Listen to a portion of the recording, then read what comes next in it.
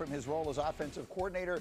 He was promoted from pass game coordinator last year to replace Kellen Moore, who would become the head coach in New Orleans. Under Patullo's watch, the defending champs ranked 24th in total offense, tied for their worst mark this century. So they will once again be in the market for a new OC. In 2026, next year, they will have their 5th different offensive coordinator in the last 5 years. Now, they've obviously hit on some good ones. Shane Steichen, Kellen Moore. They went to the Super Bowl in both of those cases. In the years where these moves haven't worked out so well, they were at least quick to pull the trigger and move on. Yeah. So I guess I would ask, do we believe the Eagles are the right offensive coordinator away from being right back in the Super Bowl? Absolutely. I mean, even if with the wrong offensive coordinator, if they can get that O-line back together, they would be on their trip right back to the Super Bowl. Yeah, this team is still incredibly talented. I assume there are going to be some adjustments made. They'll improve. I don't think they're going to get worse as far as talent is concerned between now and then. But, yeah, they have all the pieces that you need, and it seems really attractive for somebody like Mike McDaniel, who was able to, like, manufacture some offense with a team that didn't have a great offensive line, didn't have a quarterback that you could rely on, and create great rushing attack, which would be really attractive with the talent that they have. Jeff, I want to ask you as an offensive player, and you played with one of the great quarterbacks of all time, and he basically played in the same system for, if not the entirety of his career, pretty darn close to it. Those numbers that we just saw, I mean, Jalen Hurts is now going to be on his 5th different offensive coordinator in 5 different years. He's had a million different play callers. By the way, this happened to him in college as well. Yeah. What? I mean, how in the world? These are the different people that he's had calling his plays going back to college. I mean, every single year it's different people.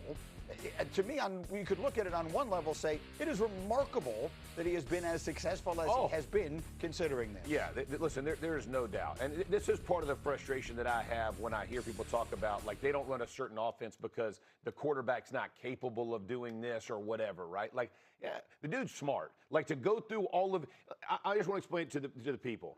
It's like learning a new language every year.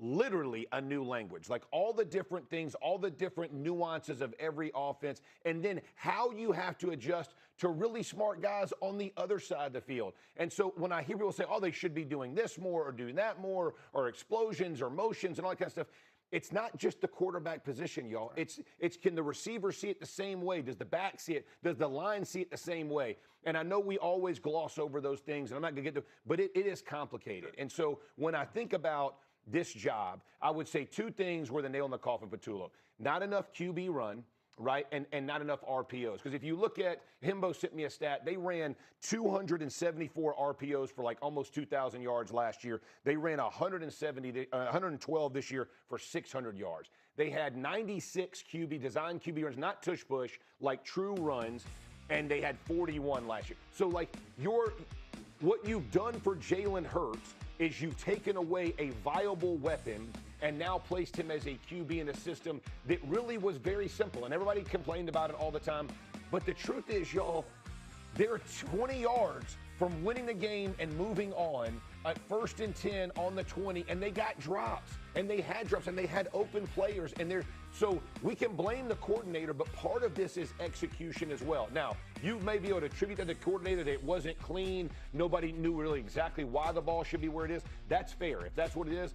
But make no mistake, this is a well-coached football team. You don't go to 2 out of 3 Super Bowls without being well-coached. I think it's fair someone has to lay the blame here. There's got to be blood after this game. I mean, this was a horrible way to see it, but it was all season long. Now, 2 years ago, they hired from the outside, and Cliff Kingsbury interviewed, Kellen Moore interviewed, they interviewed Zach Robinson. They did a wide search, and I find it interesting because in this last year, they just hired from within. They promoted, and Patullo had been with Sirianni for a long time, and they have a long relationship. They're going to do this wide search again and speak to all these people from external candidates. Nick Sirianni, to me, is the most interesting because he's an offensive coach, guys. As much as this is on the offensive coordinator, at the end of the day, this is my offense. This is his offense. So who's the right personality? Kellen Moore is a very passive guy in a lot of ways, and was like, I wonder who the next hire is. Mike McDaniel runs a different offense than what Nick Sirianni runs. I would say this, though. The Cliff Kingsbury and Mike McDaniel, both of those guys, right? Because I'll say this. Kellen Moore ran a really different offense from before he hit the Eagles. When he hit the Eagles, he morphed his offense. So if you can get guys like Kingsbury in the building or McDaniel, and you to Nick Sirianni's point, you kind of make this thing and put your stamp on this thing, it was vicious with Kellen Moore. He was never a running guy, y'all. Like, don't get it mixed up. I get he gets a lot of credit, but he changed as well. That's what great coaches do. That's why I like what Sirianni's capable of doing. As we roll on, the next topic will be It really is remarkable. The last time the Steelers were interested in talking to candidates, they couldn't text them because there was no texting. That's funny. There has not been a vacancy in Pittsburgh. A few months before remember the BlackBerry? Like you had I was on the BlackBerry. People. To figure that thing out there. So one way or another, Mike Tomlin steps down as Steelers head coach. If you're just joining us, we had a lengthy conversation about exactly what happened yesterday and some of the reaction that we are getting. And now we turn our attention to what happens next. And I guess the question is, I posted this on social yesterday. We'll pick it up where we were.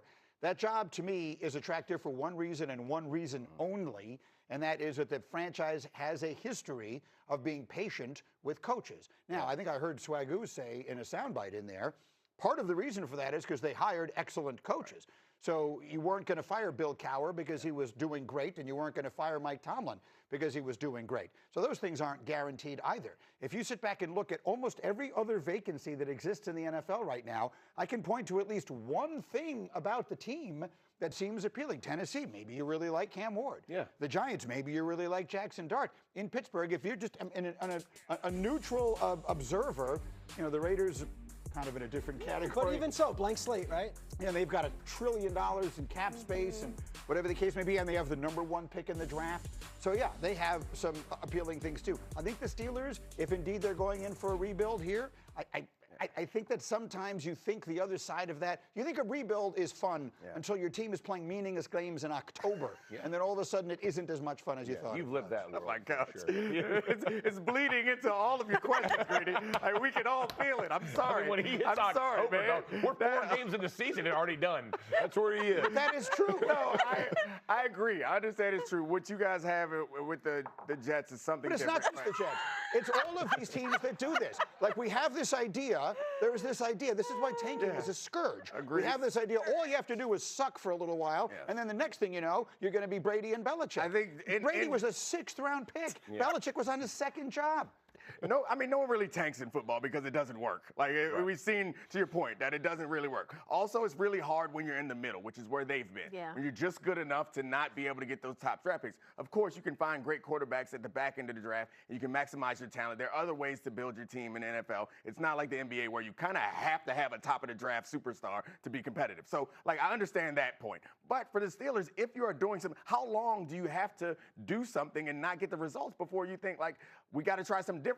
I said multiple times I wouldn't have had the courage to move on from Mike Tomlin, but he made it easy for you. He moved on his own. So I think that the brighter days could be out there if you look at what you have and you say, and you have to appreciate, or you have to anticipate that it might be rough for a little bit at first. Is he definitely taking a year off? I mean, is that I can't speak definitely, but it would be an incredible hurdle for another team to get Mike Tomlin because of the contract and because he was making more than $20 million a year from the Steelers and multiple years left on that contract. If you were to take Mike Tomlin on, it is one of these buyout situations and draft picks. It seems like a lot to do. If you wait a year or two, it gets a lot less and you can actually do it. And I think Tomlin, Steve Bisciotti said something interesting. He said he wished Harbaugh took some time away because he's 63 years old. And at 63, if you want to travel and take some time, it's different than at 73 in doing that.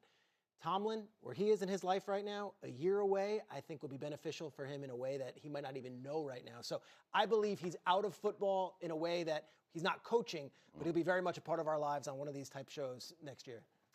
I think people are going to realize, oh, damn, this is a lot tougher than we realize. I think, again, I mentioned the pressure that's on Omar Khan. When he got the job, it's like, okay, salary cap guy, okay, do your thing. Now he's got to prove that he can identify talent not just for a roster, but for a head coach. That is a big job. Okay, so now what? Now that we look at all the jobs that are available out there. Right now, you're the belle of the ball. You're John Harbaugh. You've got your options. You can go any of these places. Cindy, if you can, put the teams back up there that are looking for coaches. 9, parenthetically, over the course of the last 12 months, more than, I guess it's 9 plus 8, 17 of the 32 teams in the NFL have changed coaches. These are multi-billion-dollar companies changing CEOs. No other business like it, Greeny. There's no other business in the world like this. Right now, Jeff Saturday, you're the most desirable coaching candidate in the world, and I'm giving you a choice of any of these teams. Which one you want? I mean, I can't be John Harbaugh because the Ravens would be the #1 job. But Ravens would be number one. Would it be your number one for real? Yeah, Ravens would probably be one. Why? I would go Falcons and then Giants. Why Ravens over the others? With Lamar, you got a 4-year run with Lamar. You get the defensive players. Like there's going to be a significant change, whether it's coordinators or whatever. You would bring guys in. You would do. I mean, listen, I said this is one of the top 5 rosters going into the season. I really believe that their line, to your point, did not play well. Derrick Henry had some things going. I feel like I could tighten that ship up the quickest, and then the Falcons would be 2, and the Giants would be 3. It's an interesting year because there's 9 openings, and they're all very different from each other. And I had a candidate reach out to me, and we were talking, and he said, just out of curiosity, what would you rank as most important? Ownership, quarterback, or roster? And I said, wow, you could skin that cat a million different ways, because if you're looking for ownership, well, then that Steelers logo is pretty impressive. Right. If you're looking at quarterback, Cam Ward and Jackson Dart are pretty impressive. And Lamar Jackson. I mean, and Lamar Jackson. And if you're looking at roster, well, the Atlanta Falcons are pretty darn good, and they just have a question at quarterback. So you can go a million different directions. Why is Kmart laughing? Well, you jumped to Cam Ward and Jackson Dart and forgot Lamar Jackson. That was funny. Well, but I will say, but is he bought in, as Jeff was asking earlier? Yeah, no, I think when you look at the quarterback situation, I think if you don't have a quarterback, you have like if Kevin Stefanski would have a job if they had figured out this quarterback situation. I think a lot of these teams, if they had figured out the quarterback situation, some of these guys, again, Miami too. Like I think quarterback